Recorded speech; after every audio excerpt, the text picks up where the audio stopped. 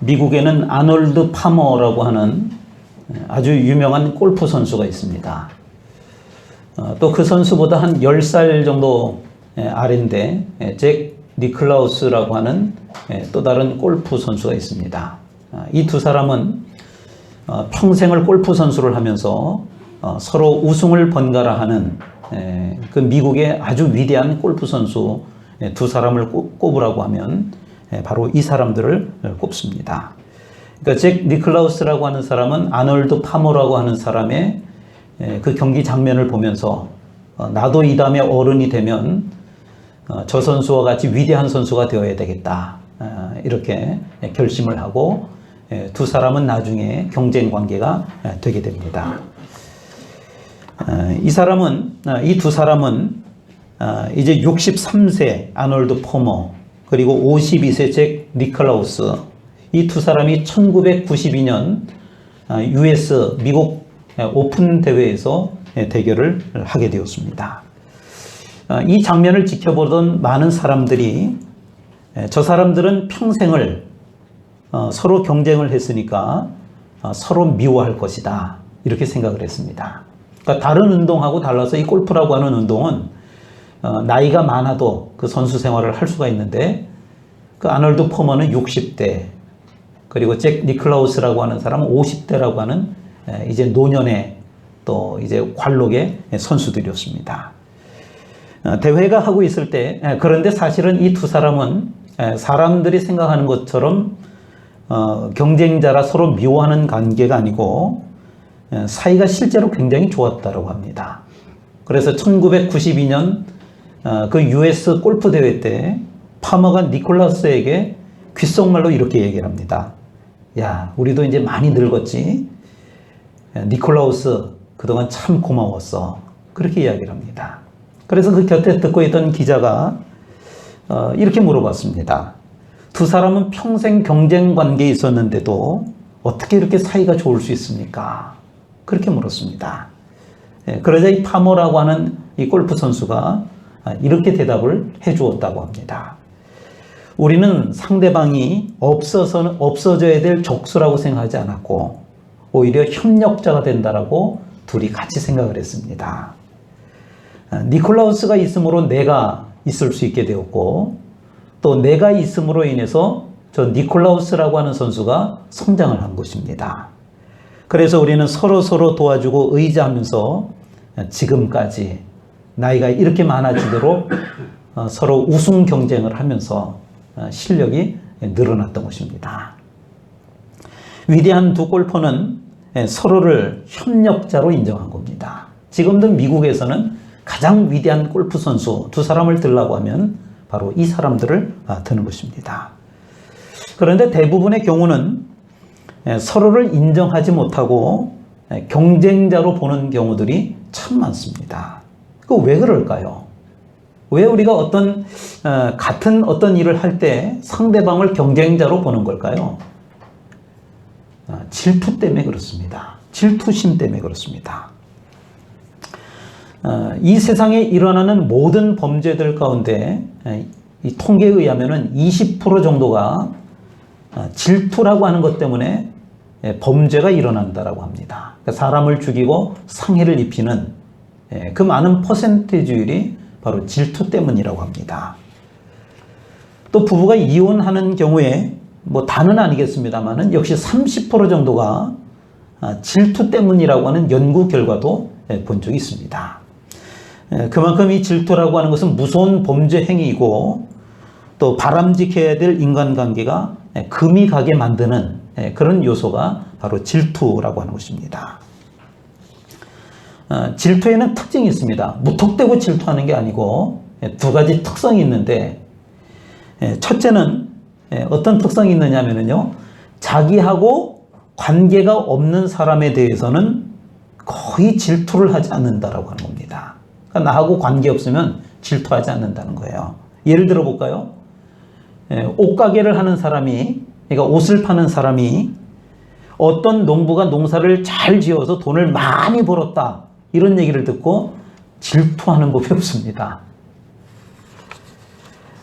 또 어떤 직장을 다니는 사람이 그 동네에 있는 슈퍼마켓이 잘 되어서 돈을 많이 벌고 잘 된다. 이런 일에 질투하는 경우도 많지 않습니다. 나하고 관련이 없는 일을 하는 그 사람에 대해서는 질투하지 않습니다. 그러나 같은 분야, 그러니까 같은 동종의 업계 또는 서로 관련성이 있도록 그렇게 살아가는 사람들 사이에는 이 경쟁 관계에 있을 때는 거의 대부분 질투를 한다는 겁니다. 그래서 그 두 골퍼가 위대했다라고 하는 것입니다. 서로 질투하고 경쟁하고 서로 미워하고 어쩌면은 이런 관계가 되어야 하는데 서로 굉장히 친했다라고 하는 거예요. 어떨 때는 아놀드 포머가 우승을 하기도 하고 또 어떨 때는 잭 니클라우스라고 하는 사람이 우승을 하는데 자신이 우승을 놓쳤을 때에도 상대방을 진심으로 축하해주고 또 함께 격려하고 또 함께 기뻐했다라고 하는 것입니다. 참 있을 수 없는 그런 일 가운데 하나입니다. 같은 분야에서 경쟁 관계에 있을 때는 질투가 있기 때문에 그렇습니다. 그런데 그뿐만 아니라 이 질투의 불길이 아주 가까운 인간관계 속에서 이게 작용하기 시작하면은요, 그 불꽃이 더 싸나워진답니다. 그러니까 같은 업종뿐만 아니라 가까운 인간관계 안에서 이런 일들이 더 심해질 수 있다라고 하는 겁니다. 좀 뭔가 짚히는 거 있지 않습니까? 네, 그렇습니다. 네, 가깝게 있는 사람들 간에 질투가 많습니다. 또 교회 안에서 보면은 성도들 간에 서로 질투하는 경우들이 굉장히 많습니다. 그러니까 오히려 가까운 관계일수록 상대방하고 나하고 관련이 없으면 질투할 일도 없습니다. 그런데 가까워지면 또 친하다라고 생각하면은 오히려 이 질투의 관계가 더욱더 많아질 수 있다라고 하는 그런 말이 됩니다. 그래서 이 말을 우리가 잘 해석해 보면 원만한 인간관계를 유지 발전시키기 위해서는 우리가 뭘 해야 되느냐? 바로 이 질투심이라고 하는 것을 극복해야 된다라고 하는 것입니다. 질투를 우리가 극복해야 합니다. 두 번째로 질투의 특성은 질투의 희생자는, 그러니까 질투를 하게 되면은 누가 손해를 보느냐? 그 질투하는 자기 자신이라고 하는 겁니다. 참 희한하죠? 내가 어떤 사람을 질투하면은요, 내가 손해를 봐요. 누군가에 대해서 질투심을 가지게 되면 그때부터 우리는 어떻게 하죠? 그 사람의 어떤 걸 좀 방해하고 싶은 거예요. 좀 안 좋은 얘기를 하고 싶은 거예요. 그런 마음이 있습니다. 그래서 상대방이 하는 일이 좀 꼬여가지고 잘 안 되도록 했으면 좋겠다, 이런 꾀를 내기도 합니다. 그런데 신기한 것은 그럴수록 낭패를 보는 것은 자기 자신이라고 하는 사실입니다. 우화 이야기입니다. 한 농부가 염소와 나귀를 기르고 있었습니다. 그런데 농부가 보니까 무거운 짐을 묵묵히 나르는 그 나귀를 매우 사랑했습니다. 염소는 이런 상황이 못마땅했습니다. 질투심이 생긴 겁니다. 그래서 염소는 시기와 질투심이 느껴져서 어떻게 하면 저 나귀를 좀 골탕을 먹일까, 좀 해를 끼칠 수 있을까, 그런 계략을 꾸민 것입니다. 나귀야, 너처럼 불쌍한 동물도 없을 거야. 주인은 네가 힘든 일만 시키니 이런 억울한 일이 세상에 어디 있겠어. 너만 그렇게 힘든 일을 시키잖아. 내가 한 가지 꾀를 가르쳐 줄 테니까 한번 해봐. 그러면서 염소는 나귀의 귀에다가 속삭였습니다. 짐을 싣고 개울을 건너다가 자꾸 넘어지렴. 그러면 주인은 네 몸이 쇠약한 줄 알고 다시는 힘든 일을 시키지 않을 거야. 그렇게 이제 코치를 해준 겁니다. 그러니까 염소 생각에는 일을 자꾸 꾀를 내면은 주인이 너를 일을 안 시킬 건데 속으로는 그러면 널 미워하게 될 거야, 이런 마음이었던 겁니다. 나귀는 그 말을 듣고 쫄깃했습니다. 그래서 개울을 건널 때 일부러 자꾸 넘어졌습니다. 농부는 평소에 건강하던 나귀가 자꾸 넘어지는 걸 보고는 깜짝 놀라가지고 수의사에게 데려왔습니다. 수의사가 이렇게 일러주었습니다. 아이고, 이 나귀가 아마 보안이 기력이 좀 많이 약해진 것 같습니다. 염소의 간을 먹이면 아마 금방 회복될 겁니다. 그렇게 일러주었답니다.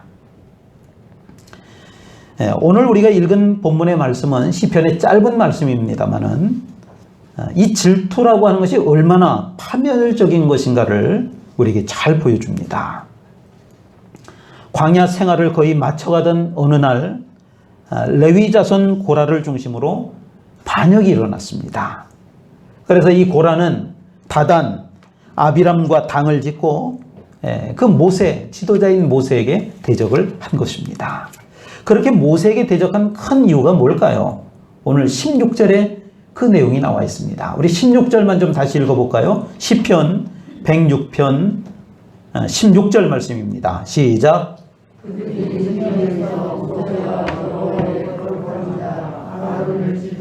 아멘. 성경은 그것이 분명 모세를 대적한 가장 큰 이유를 뭐라고 들었느냐면 질투 때문이라고 그랬습니다. 질투라고 했습니다. 이 고라는 아론의 제사장직을 질투했고 또 다단과 아비람은 모세의 리더십을 질투를 한 것입니다. 결국 17절과 18절에 보니까 그 고라 일당은 동참했던 250명의 족장들과 함께 산채로 땅속에 매장이 되고 그리고 불에 타 죽고 말았다라고 하는 것입니다. 질투가 얼마나 무서운 죄이고 또 치명적인 죄인가를 우리가 이 말씀을 통해서 보게 되는 것입니다. 이 질투는요, 나를 불사르는 것과 같습니다. 질투의 마음이 자꾸 있게 되면 나를 불태우는 거예요. 김 씨와 박 씨는 서로 사이가 아주 좋지 않았다고 합니다. 자주 싸우고 서로 잘 되는 꼴을 못 보는 그런 사이가 김 씨와 박 씨였다고 합니다. 어느 날 천사가 와서 김 씨에게 이렇게 말을 합니다. 네가 원하는 너에게 복을 내려주겠다. 너는 큰 부자가 될 것이다. 그리고 아주 건강하게 될 것이다. 그런데 한 가지 조건이 있는데 네가 부자가 되고 건강해지는 데는 한 가지 조건이 있는데 그게 뭐냐면 앞집의 박 씨는 네가 받는 복의 2배를 받게 될 것이다. 어떤 복을 줄까? 천사가 김 씨에게 물었습니다. 그러자 김 씨는 생각할 것도 없이 제 소원은요, 제 눈 하나를 멀게 해주십시오. 그럼 박 씨는 2개 다 먹을 거잖아요. 그렇게 말했다고 합니다. 여러분, 질투심에 사로잡혀서 괴로웠던 경험이 혹시 없으십니까?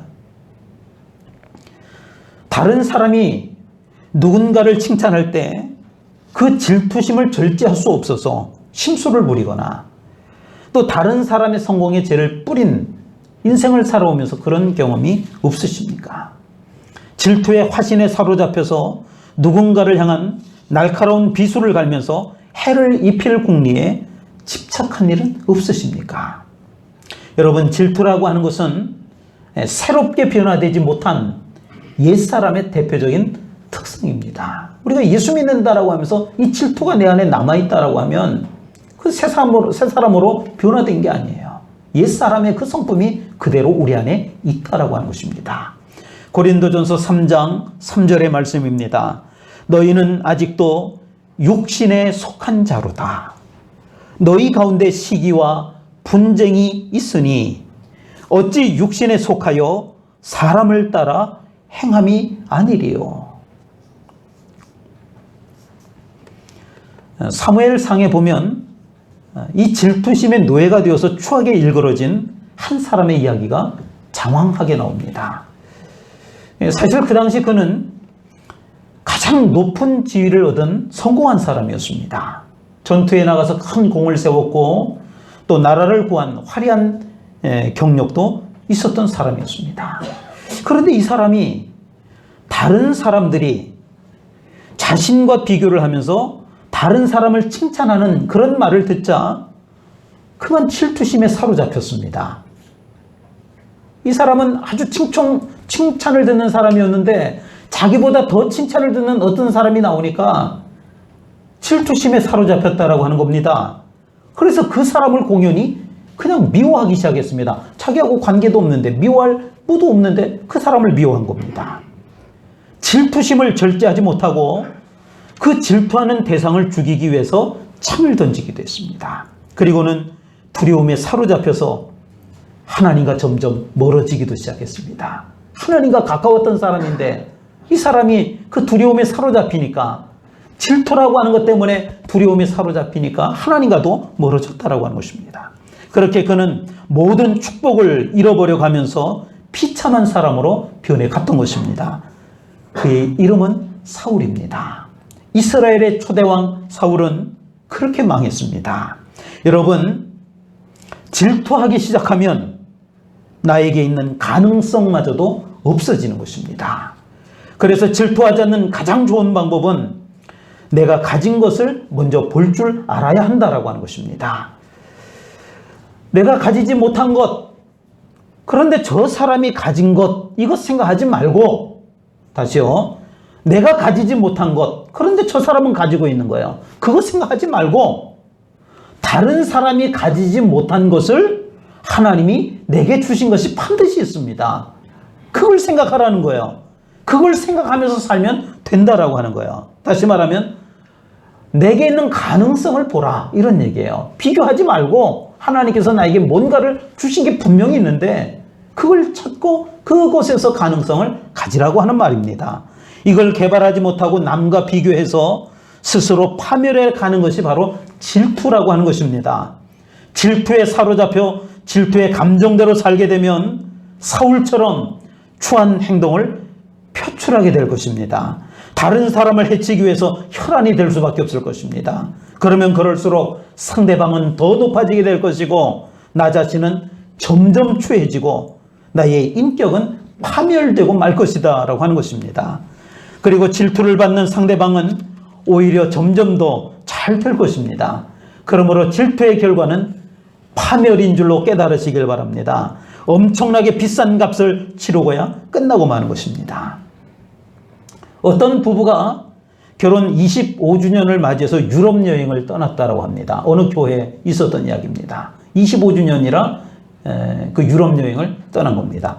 그런데 그 부부가 그 교회에서 찬양대원을 열심히 섬기는 참 신실하고 또 누가 봐도 모범이 될 만한 가정의 그 부부였는데 이 사람들이 유럽 여행을 떠났다라고 하니까 그 성가대 안에서 순간적으로 연습을 하다 말고 발칵 뒤집어졌습니다. 뭐 별거 아닙니다. 뭐 주일을 껴서 간 거죠. 그랬더니 그 안에서 아니 주일 성수도 안 하고 여행을 떠나? 이 사람들 뭐 우리가 보기하고는 다른 사람이네. 그 주일을 앞두고 찬양대가 연습을 하려고 모였다가 누군가가 불평을 하기 시작합니다. 아니 여행을 가려면 좋게 갈 것이지 그렇게 티를 내면서 꼭 우리 달려지게 그렇게 가야 돼? 뭐 그런 말을 하는 사람도 있고, 아, 저 사람들 평소에 한두 번 싸운 걸 봐서는 이혼을 피하기 위해서 그 무모하게 해서 저렇게 여행을 간 거겠지? 뭐 그러면서 사람들이 말을 합니다. 그러면서 아무튼 이 찬양대가 연습하러 모였다가 발칵 뒤집어졌습니다. 그래서 찬양대들 중에는 일부는 또 낙심을 하게 되고 그래서 연습을 제대로 못하는 그런 상황. 그래서 찬양대가 그 주일날 서지 못하는 그런 지경에 이르게 되었다고 하는 것입니다. 여러분, 단순한 별거 아닌 이야기 같지만 질투라고 하는 것이 그런 겁니다. 거룩한 공동체를 아주 어렵게 만드는 중요한 요인이 바로 질투라고 하는 것입니다. 어떤 일을 하려고 하다가도 이 질투라고 하는 것이 한번 사로잡히게 되면 그 일을 은혜롭게 할 수 없다라고 하는 것입니다. 공동체가 때로는 무너질 수 있다라고 하는 것입니다. 사람이 질투에 빠지면 결국 자기 자신이 망하게 되는 것입니다. 다윗을 질투했던 사울이 나중에 어떻게 됩니까? 모든 지혜와 판단력을 잊어버리고 하나님 앞에 그렇게 겸손한 신앙의 사람이었음에도 불구하고 결국 비참한 최후를 맞이하고 말았다라고 하는 것입니다. 음악 영화 중에 아마데우스라고 하는 그 위대한 음악가 모차르트에 관한 그런 영화가 하나 있습니다. 그 안에는 모차르트와 비견이 될 만한 아주 재능이 뛰어난 또 다른 음악가가 등장을 하는데 바로 안토니오 살리에리라고 하는 음악가입니다. 실제로 음악 역사 안에서도 이 살리에리라고 하는 음악가가 등장을 합니다. 그런데 이 훌륭한 음악가가 어떻게 무너지고 있는지 그 영화 속에서 우리가 그 내용을 볼 수가 있습니다. 어느 날 젊은 음악가 모차르트가 등장을 합니다. 그러자 이 살리에리는 엄청난 질투에 빠지고 맙니다. 그러니까 자기가 위대한 음악가였고 그동안은 자기가 그 세계에서 최고였는데 그 모차르트라고 하는 신동음악가 젊은 아이가 나타나서 음악을 하는데 질투에 빠진 겁니다. 그 질투로 인해서 그 영화에 보니까 이 자신의 그 음악 재능이 더 이상 발전하지 못하게 됩니다. 살리에리는 모차르트를 질투하다가 나중에는 하나님을 저주하게 됩니다. 하나님, 모차르트에게는 저 재능을 주시고 왜 저에게는 주시지 않는 겁니까? 결국 그는 그 영화에서 미치광이가 됩니다. 질투가 문제입니다. 질투의 화살은 결국 자기에게로 돌아와서 자기를 죽이는 것입니다. 이처럼 질투는 사람을 무섭게 파멸로 이끌어가는 감정이라고 하는 것입니다. 그러면 어떻게 질투를 극복하고 창조적인 삶을 살 수 있는 걸까요? 두 가지를 말씀을 드립니다. 첫째는 우리 안에 이 질투심이라고 하는 것이 이게 막 생기게 되면은요, 우리의 영적 상태를 점검해 보아야 합니다. 자꾸 질투의 마음이 생기면 영적 상태를 점검해 보는 거예요. 여러분, 질투가 왜 생기는 거죠? 질투하는 그 대상에게 집중하기 때문에 생기는 거예요, 사실은. 그죠? 이게 그냥 생기는 게 아니고 그 대상이 있는 거예요. 그 대상에 그냥 가볍게 저 사람 잘 됐구나, 좋겠다 이러고 넘어가면 되는데 그 사람한테 계속 집중을 하는 거예요. 결국 이게 뭐예요? 내 마음의 병이라고 하는 거예요. 집중 안 하면 되거든요. 그죠? 저 사람이 잘 되면 잘 되는 대로 축하해주고 쿨하게 넘기면 되는데 잘 됐어, 좋겠어 그러는데도 마음이 자꾸 쓰이는 거예요. 그 마음의 병이 되면 이게 질투라고 하는 거예요. 하나님께 우리의 마음을 집중하면 그 질투는 사라지는 것입니다. 그러니까 자꾸 질투가 생긴다는 건 뭐예요? 우리의 영적 상태가 어떻다는 거예요? 하나님께 우리가 집중하고 있지 못하다, 이런 뜻이 되는 겁니다. 하나님께 집중하면 되는 것입니다. 항상 하나님 앞에서 자신의 모습을 바로 세워야 하는 것입니다.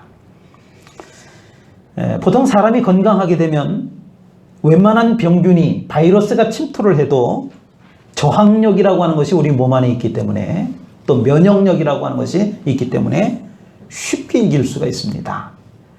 그러나 우리의 몸이 쇠약해진 상태가 되면 우리 몸 안에 작은 병균이라도 이게 침투를 하게 되면 그만 병이 들고 마는 것입니다. 영적으로도 우리가 건강하게 되면 사탄이 아무리 시기와 질투심을 불어넣는다 할지라도 우리가 거기에 집착하지 않고 쉽게 떨어버릴 수가 있다라고 하는 것입니다. 영적으로 건강하시길 바랍니다. 하나님 앞에 자신의 모습을 바로 세우실 수 있기를 바랍니다. 그럼 질투는 얼마든지 떨어낼 수 있다라고 하는 거예요. 그렇지만 영적으로 연약한 상태에서는 작은 사건, 미미한 사건에도 사탄에게 속는 겁니다. 그래서 질투와 분노를 계속 키우게 되는 것입니다.